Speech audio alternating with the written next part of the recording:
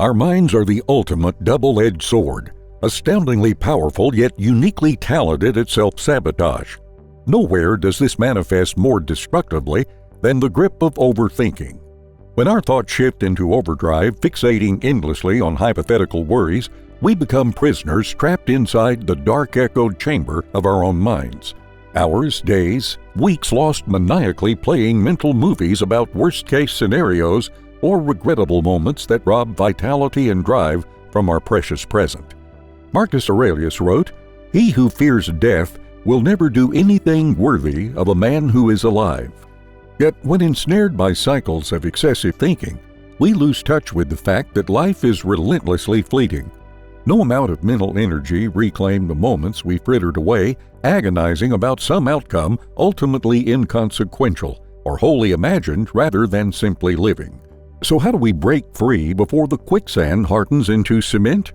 Well, that's what we're going to talk about in a moment. But before we get started, hit that like button, subscribe to this channel, and turn on the notification bell to get alerted anytime we post amazing videos like this. 1. Break down overwhelming thoughts into actionable steps. When we find ourselves overthinking, it's easy for our thoughts and worries to spiral out of control. We play scenarios over and over in our heads, ruminating endlessly without reaching any resolution. This anxious cycle leaves us feeling overwhelmed by our rampant thinking. In these moments, it's vital we regain control over our thoughts rather than allowing them to control us. A highly effective approach is to break down the big, overwhelming issue that is consuming our mental bandwidth into small, tangible tasks we can act upon. For instance, if you're overthinking a presentation you have to give next week, instead of fixating on broad worries like, "What if I mess up?" or "What if they don't like it?" chunk the situation down. Make an outline of what you want to cover. Write a draft script of your presentation.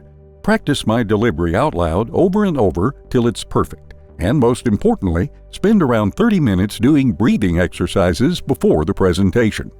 As you can see, breaking things down makes the worrying thoughts feel lighter and less ominous.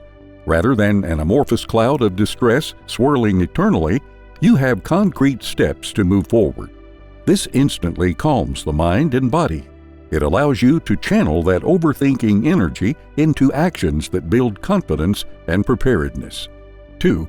Take control by refocusing your energy. At its worst, overthinking can leave us feeling powerless, trapped inside our own spinning minds. In these instances, it's essential we consciously refocus our mental energy back on things within our control. Say you had a distressing argument with your partner, and you are now endlessly rehashing everything said. Shifting your energy could look like taking deep breaths to ease the tension, or maybe cleaning up the house to channel energy into completing tasks. Better still, you can make a nice gesture like your partner's favorite meal as an apology. The key is that when we feel our thoughts spiraling, we have the agency to redirect our focus in positive ways. We get to choose what we give power to. Simple actions like going outside, helping another person, or working toward goals helps discharge unhelpful thinking until intensity naturally dissipates. Don't let your thoughts control you. Take back control through your choices. 3. Visualize overthinking as an external force. When we get trapped in cycles of excessive anxious thinking, it often feels like we are one with our thoughts. There is no separation. They consume and overwhelm us entirely.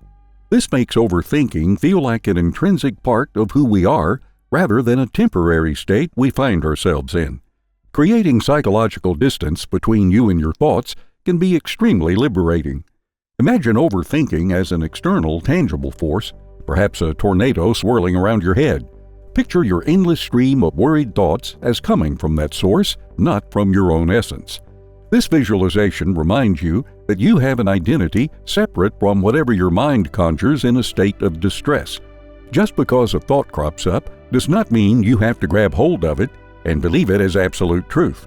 These are just words and stories, not a reflection of you. This helps you disengage and prevent feeling owned and defined by the unpleasant narratives. So the next time you notice yourself falling down the overthinking rabbit hole, take a step back and say, "There's overthinking again. Back to plague me." But those are just excessive thoughts right now, not who I am at my core. Creating space between you and the thoughts diffuses their power over you.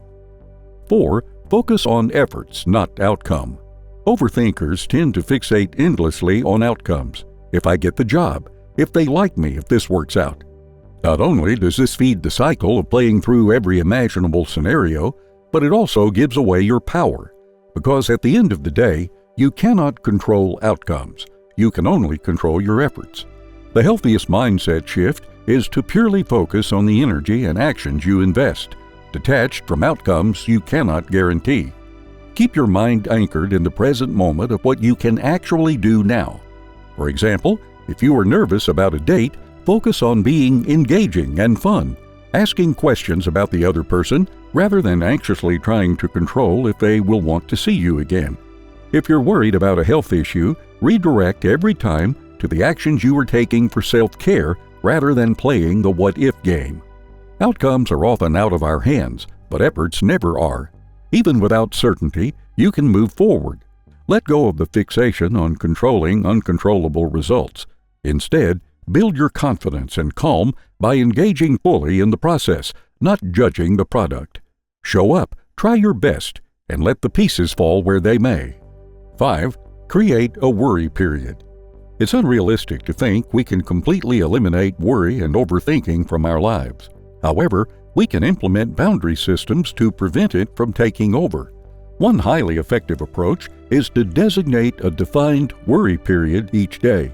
Choose a set time frame that works for your schedule, where you allow yourself to consciously worry, play out scenarios, and overanalyze to your heart's content, perhaps 30 minutes when you get home from work.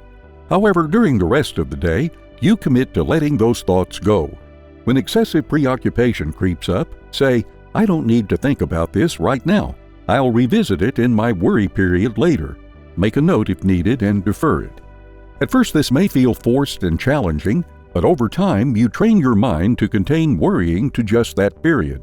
It creates helpful mental compartmentalization, removing the pressure to address every thought the second it pops up, and enabling presence at the moment instead. You can relax knowing you'll have time to overthink later.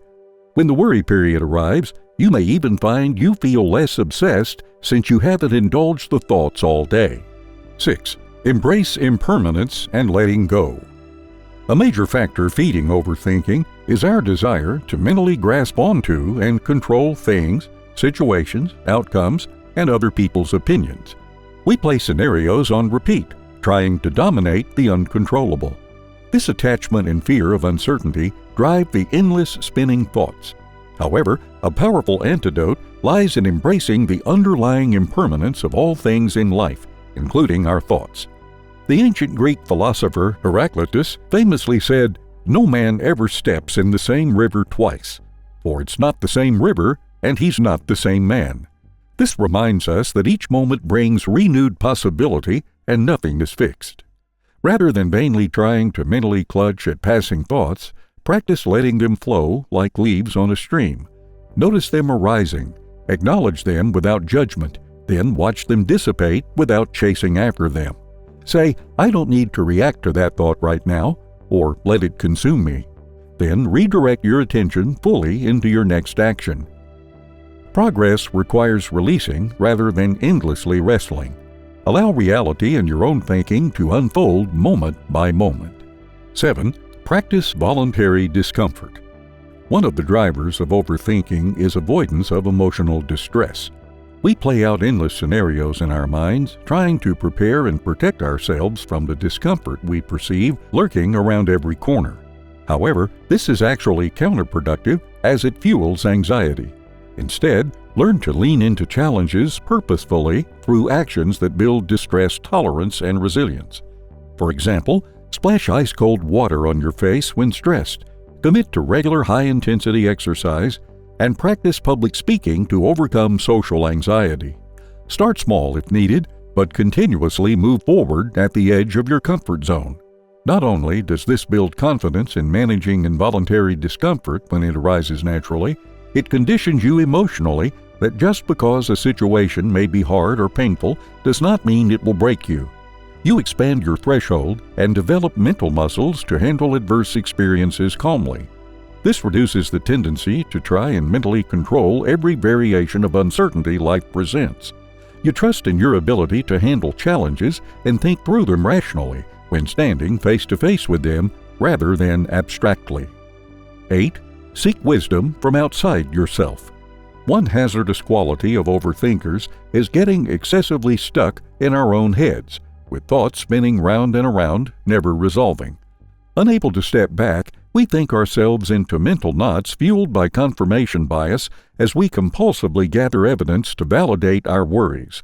Seeking outside perspectives provides much-needed oxygen to breathe new possibilities into our mental loop. Whether speaking to a therapist, talking through feelings with a trusted friend and family member, or reading philosophy books, outside input challenges rigid assumptions and soothes our worries. As the old adage goes, 2 heads are better than 1. Fresh lenses make us ask questions like, am I completely sure this worst-case scenario will happen, or am I working myself up?